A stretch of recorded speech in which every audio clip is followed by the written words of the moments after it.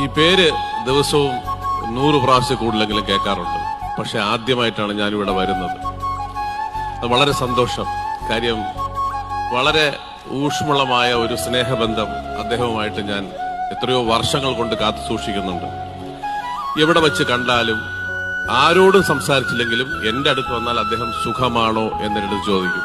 അത് തന്നെയാണ് എനിക്ക് ഏറ്റവും വലിയ ഒരു സന്തോഷം. ഞാൻ പലയിടത്തും പറയും, പല സ്ഥലങ്ങളിലും അദ്ദേഹം ആരോടും മിണ്ടാതെ ഇറങ്ങിപ്പോകുമ്പോൾ എന്റെ അടുത്ത് മാത്രം ചോദിച്ചു പലരും എന്റെ അടുത്ത് നിന്റെ അടുത്ത് എന്തോന്ന് സംസാരിച്ച അദ്ദേഹം. ഞാൻ അത് വെളിവിടൂല, ഞങ്ങൾ തമ്മിലുള്ള ചില രഹസ്യ കാര്യങ്ങളാണ്.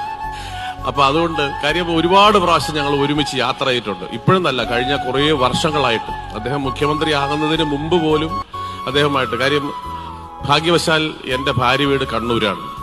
അതുകൊണ്ട് തന്നെ പല പ്രാവശ്യം ഈ കണ്ണൂർ കോഴിക്കോട് ഭാഗത്തേക്കൊക്കെ യാത്ര ചെയ്യുമ്പോൾ അദ്ദേഹം അന്ന് ട്രെയിനിൽ യാത്ര ചെയ്യും. അത് കഴിഞ്ഞ് കൊച്ചി, തിരുവനന്തപുരം കൊച്ചി ഫ്ലൈറ്റിൽ ഒരുപാട് പ്രാവശ്യം ഞാൻ അങ്ങോട്ടും ഇങ്ങോട്ടും ട്രാവൽ ചെയ്യും. അപ്പോഴൊക്കെ പല പ്രാവശ്യങ്ങളിൽ അദ്ദേഹം കാണാറുണ്ട്.